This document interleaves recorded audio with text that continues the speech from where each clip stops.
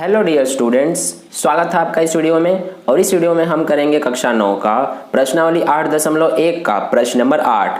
तो चलो हम स्टार्ट करते हैं और करते हैं अपना प्रश्न नंबर 8 का हल। तो देखो प्रश्न नंबर 8 में हमसे क्या पूछा गया है कि ABCD एक आयत है जिसमें विकर्ण AC दोनों कोणों A और C को समद्विभाजित करता है।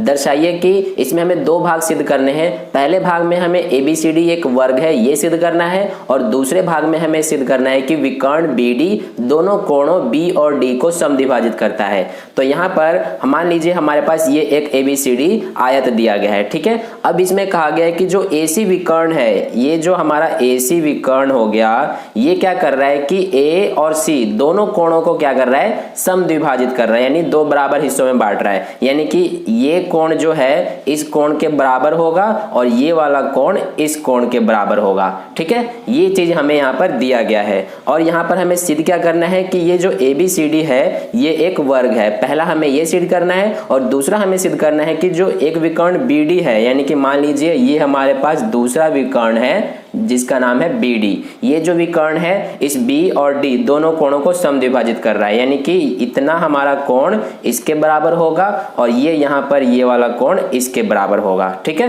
तो इस तरह से हमें ये सिद्ध करना है। तो चलिए सबसे पहले हम इसका पहला भाग सिद्ध करते हैं। तो सिद्ध करने के लिए हमें क्या करना पड़ेगा, सबसे पहले यहाँ पे कि जो हमें प्रश्न में दिया गया है उसको पहले यहाँ पर लिख लेते हैं। तो देखिए हमें क्या दिया गया है प्रश्न में कि ABCD एक आयत है। तो यहाँ पर लिख लेंगे कि ABCD एक आयत है, ठीक है। तो ये हमने लिख लिया। और इसके अलावा हमें क्या दिया गया है कि जो यहाँ पर AC है वो कोण A और C को समद्विभाजित कर रहा है, यानी कि इसको हम नाम दे देते हैं, इतने कोण को हम दे देते हैं 1 और इस कोण को दे देते हैं 2, इस वाले कोण का नाम 3 और ये 4। तो इस तरह से यहाँ पर अब AC अगर A और C को समद्विभाजित कर रहा है तो यहाँ पर हमारा क्या होगा कि कोण 1 और कोण 2 ये दोनों बराबर होंगे और यहाँ पे कोण 3 और कोण 4 बराबर होंगे। तो इसलिए यहाँ पर लिखेंगे कि आगे हमें क्या दिया गया है कि जो कोण 1 है वो बराबर होगा कोण 2 के, इसके अलावा कोण 3 जो है वो बराबर है कोण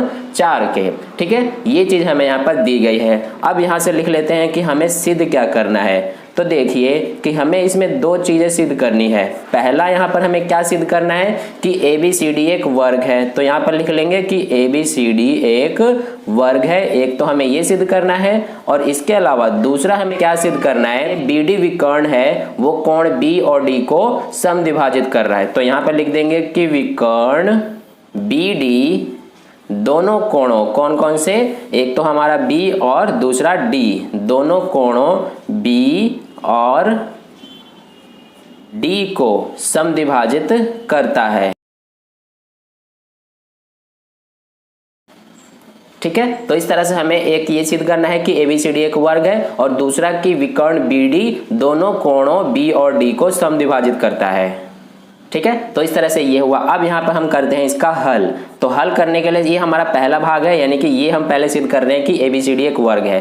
तो यहाँ पर देखिए कि सबसे पहले यहाँ पर हमारा क्या होगा कि जो कोण 1 है वो बराबर होगा कोण 2 के और यहाँ पर कोण 3 जो है वो बराबर होगा कोण 4 के, ठीक है। तो ये हमें यहाँ पर क्यों बराबर होगा, क्योंकि ये हमें दिया है। तो यहाँ पर रीजन दे देंगे दिया है, जैसे कि आप देख सकते हैं यहाँ पर कोण 1 बराबर कोण 2 और कोण 3 बराबर कोण 4। तो इस तरह से ये हुआ। अब देखिए यहाँ पर कि इस तरह से ये है। अब हमें लेकिन इसके अलावा क्या है कि कोण 1 जो है वो बराबर होगा कोण 4 के, यानी ये जो कोण है ये कोण 4 के बराबर होगा। क्यों होगा, क्योंकि यहाँ पर क्या है, ये दोनों एकांतर अंतःकोण है। तो इसलिए यहाँ पर हमें पता है कि एकांतर अंतःकोण बराबर होते हैं, इसलिए कोण 1 और कोण 4 ये भी बराबर हो गए। तो इस तरह से यहाँ पर इसको नाम दे देते हैं हम यहाँ से समीकरण 1, इसको नाम दे देते हैं समीकरण 2 और इसको समीकरण 3। तो अब देखिए यहाँ पे हम क्या करेंगे कि समीकरण 1 व 3 से हमें क्या प्राप्त होगा कि जो कोण 2 है वो बराबर होगा कोण 4 के।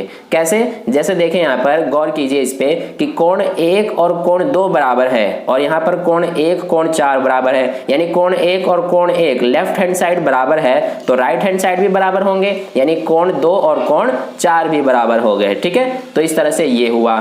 तो अब यहाँ पर देखिए कि हमारा कोण ये 2 और ये कोण 4 ये अगर बराबर हो गए तो अब इसमें आप ध्यान दीजिए कि त्रिभुज ABC यानी इस वाले त्रिभुज पे ध्यान दीजिए कि इस वाले त्रिभुज में ये कोण 2 और कोण 4 आ रहे हैं। तो यहाँ पर क्या होगा हमारा कि हम यहाँ से लिख सकते हैं कि त्रिभुज ABC में आप देखेंगे कि जो हमारा भुजा होगा AB वो बराबर होगा BC के, यानी ये वाली भुजा इस वाली भुजा के बराबर होगी। क्यों होगी? इसका रीजन देखिए कि ये दोनों कोण बराबर हैं, तो हमें पता है जैसा कि किसी भी त्रिभुज के जब बराबर कोण होते हैं उनके सम्मुख भुजाएं भी बराबर होती है। तो इसलिए यहाँ पर हम रीजन दे देंगे कि बराबर कोणों की सम्मुख भुजाएं।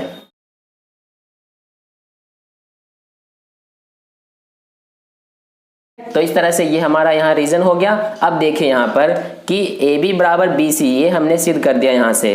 तो जैसा कि हमें पता है कि यहाँ पर लिखेंगे क्योंकि आयत ABCD की दो आसन भुजाएं समान है, यानी इस ABCD में जो हमें आयत दिया गया है इसकी हमने ये भुजा और ये भुजा हमने समान कर दी, यानी कि बराबर कर दी, और ये दोनों भुजाएं क्या है? आसन भुजाएं हैं। तो इसलिए इस ABCD जो आयत है इसकी दो भुजाएं समान है। यहाँ पर हम लिखेंगे कि क्योंकि आयत ABCD की दो आसन भुजाएं समान है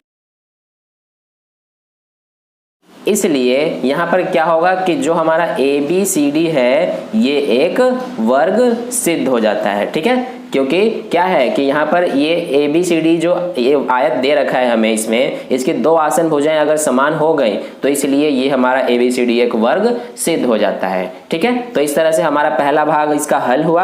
अब देखिए दूसरा भाग हल करते हैं। दूसरे भाग में हमें क्या कहा गया है कि इसमें हमें सिद्ध करना है कि जो BD विकर्ण है वो कोण B और कोण D को समद्विभाजित करता है, ये हमें सिद्ध करना है। तो इसके लिए हम क्या करेंगे कि यहाँ पर जो ये कोण बन रहे हैं इनको भी हम नाम दे देंगे इनकी तरह। जैसे इसको नाम दे देते हैं, यह कोण 5, ये कोण 6, इसको कोण 7 का और ये कोण 8 का नाम दे दिए हैं। ठीक है, तो इस तरह से ये हुआ। तो यहाँ पर हम क्या करेंगे, सबसे पहले इसको सिद्ध करने के लिए कि यहाँ पर दो त्रिभुजों को लेंगे। एक तो हमारा त्रिभुज होगा DAB, यानी कि ये DAB ये वाला त्रिभुज लेंगे, और एक त्रिभुज लेंगे हम DCB, यानी कि ये वाला त्रिभुज। ठीक है, मैं दूसरे पेन से इसको हाईलाइट कर रहा हूं ताकि आपको अच्छे से समझ में आ जाए। तो एक ये वाला त्रिभुज और एक ये वाला त्रिभुज, इन दोनों त्रिभुजों को हम क्या करेंगे, सबसे पहले सर्वांग सिद्ध करेंगे। ठीक है, तो यहाँ पर दो त्रिभुज कौन कौन से ले रहे हैं हम? त्रिभुज DAB तथा दूसरा त्रिभुज कौन सा है? DCB में। तो यहाँ पर आप देखेंगे कि त्रिभुज DAB तथा DCB में यहाँ पर सबसे पहले हमारा क्या होगा कि जो AB है वो बराबर होगा BC के, यानी ये AB और ये BC ये दोनों बराबर होंगी, क्योंकि इस वाले त्रिभुज में ये वाली भुजा है और इस वाले त्रिभुज में ये वाली भुजा है। तो इसलिए ये और ये बराबर होंगी। क्यों होंगी? क्योंकि ये क्या है? वर्ग की भुजाएं हैं। इसी तरह से यहाँ पे भी आप देख सकते हैं कि CD जो है वो DA के बराबर होगा, यानी ये और ये बराबर होगा। इन दोनों का रीजन सेम हो जाएगा क्योंकि ये क्या है? वर्ग की भुजाएं हैं, और हमें पता है कि वर्ग की भुजाएं बराबर होती है, और यहाँ पर हमने ऊपर इसको वर्ग सिद्ध कर दिया है, तो इसलिए यहाँ पर ये हुआ। अब तीसरी चीज इसमें आप देखेंगे कि यहाँ पर कोण A और कोण C ये दोनों भी क्या होंगे? बराबर होंगे। किसके? 90 डिग्री के। तो इसलिए यहाँ पर लिख देंगे कोण A बराबर होगा कोण C जो कि 90 डिग्री के बराबर होंगे। क्यों? यहाँ रीजन दे देंगे हम, क्योंकि वर्ग का प्रत्येक अंतः कोण कितने डिग्री का होता है? 90 डिग्री का। तो इस तरह से ये हमारा रीजन हो गया। तो यहाँ पर अब देखिए सर्वांग समता का कौन सा नियम यूज हो रहा है इसमें?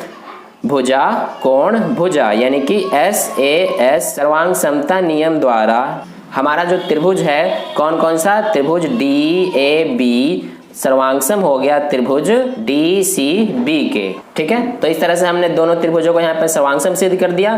तो इस तरह से अगर यहाँ पर ये त्रिभुज और ये त्रिभुज सर्वांगसम है तो इसलिए यहाँ पर हमारा कोण 5 और कोण 6 बराबर हो जाएगा, और कोण 7 और 8 बराबर हो जाएगा। तो यहाँ पर लिख देंगे कोण 5 बराबर कोण 6 और कोण 7 बराबर कोण 8। ये कैसे होगा? इन दोनों का रीजन हो जाएगा CPCT द्वारा। ठीक है, यानी सर्वांगसम त्रिभुजों के संगत भाग बराबर होते हैं। तो इस तरह से यहाँ पर अगर कोण 5 और कोण 6 बराबर हैं और यहाँ पे कोण 7 और 8 बराबर हैं, इसलिए हम यहाँ पर क्या कह सकते हैं कि जो विकर्ण BD है वो कोणों कौन कौन से B और D को समद्विभाजित करता है। ठीक है। तो इस तरह से हमारा ये सिद्ध हुआ। अब आप वीडियो को पॉज करके और इसको नोट कर सकते हैं अपने नोटबुक में। ये हमारा हो गया पहला भाग यहाँ तक, और ये हमारा हो जाएगा यहाँ पे दूसरा भाग, ठीक है। तो आई होप आपको प्रश्न काल काफी अच्छे से समझ में आ गया है। अगर समझ में आया है तो इस वीडियो को लाइक कर देना, और पहली बार वीडियो को देख रहे हैं तो चैनल को सब्सक्राइब कर लीजिए, ताकि अगली वीडियो जैसे ही मैं अपलोड करूं नए प्रश्नों के, उसका नोटिफिकेशन सबसे पहले आपको मिल जाए। और अपने दोस्तों के साथ भी इस वीडियो को शेयर कर दें, ताकि उन्हें भी इससे हेल्प हो। और कहीं पे भी कोई डाउट है तो आप नीचे कमेंट करके मुझसे पूछ सकते हैं, मैं आपको समझाने की पूरी कोशिश करूंगा। तो फिर मिलते हैं नेक्स्ट वीडियो में, तब तक के लिए अपना ध्यान रखें। धन्यवाद।